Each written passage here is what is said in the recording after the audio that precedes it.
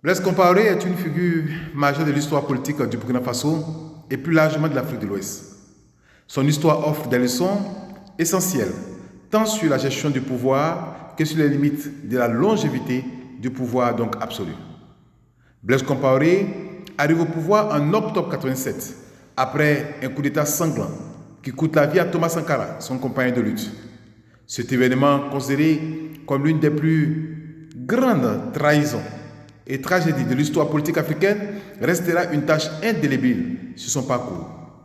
Malgré cette prise de pouvoir brutale, Compaoré parvient à stabiliser le Burkina Faso et à stimuler la croissance économique. Il met en place des réformes libérales qui favorisent les investissements. Compaoré devient un acteur clé dans les crises régionales, notamment en Côte d'Ivoire, au Togo et au Mali. Cette influence était souvent motivée par des intérêts stratégiques, facilitée par son rôle ambigu dans certaines crises. Son régime favorise la construction d'infrastructures et attire des investissements étrangers. Cependant, ses réussites économiques et diplomatiques s'accompagnent d'une concentration excessive du pouvoir et d'une répression systématique, donc de l'opposition. Blaise Compaoré gouverne d'une main de fer, modifiant plusieurs fois la constitution pour se maintenir au pouvoir, alimentant un mécontentement donc croissant. Opposants et journalistes sont intimidés, emprisonnés ou assassinés. L'affaire Norbert Zongo en 1998, retrouvé mort, calciné avec ses compagnons, reste emblématique. Une oligarchie proche du pouvoir se constitue, creusant les inégalités sociales et économiques. Compaoré soutient activement des groupes armés en Afrique de l'Ouest, notamment Charles Taylor au Libéria et les rebelles ivoiriens dans les années 2000. Le 30 octobre 2014, Blaise Compaoré tente de modifier la Constitution pour briguer un 5e mandat. Des démocrates, des jeunes activistes, artistes et intellectuels mobilisent la population et disent non. L'armée burkinabé refuse d'ouvrir le feu sur la foule.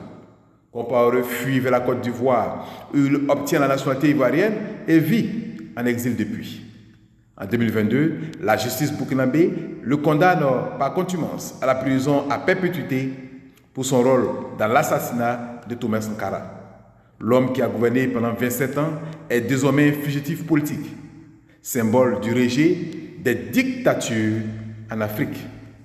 L'histoire de Blaise Compaoré illustre plusieurs leçons clés. Gouverner longtemps peut assurer une stabilité temporaire, mais l'usure du pouvoir finit toujours par provoquer la contestation et la chute. Un régime autoritaire peut sembler solide, mais une révolte populaire peut le faire basculer en quelques jours, s'il vous plaît. Les mouvements citoyens et démocrates, oui, ont prouvé qu'ils pouvaient donc renverser des régimes jugés inébranlables. Enfin, un pays ne doit pas dépendre d'un seul homme. Son parcours, donc celui de Blaise Compaoré, rappelle que la légitimité du pouvoir repose sur l'adhésion populaire et non sur la manipulation constitutionnelle ou la répression. L'histoire de Compaoré est-elle une exception ou une leçon que d'autres dirigeants africains ignorent encore? En tout cas, force à tous. Excellent week-end. Innocent Nielbin, président de Force au Peuple.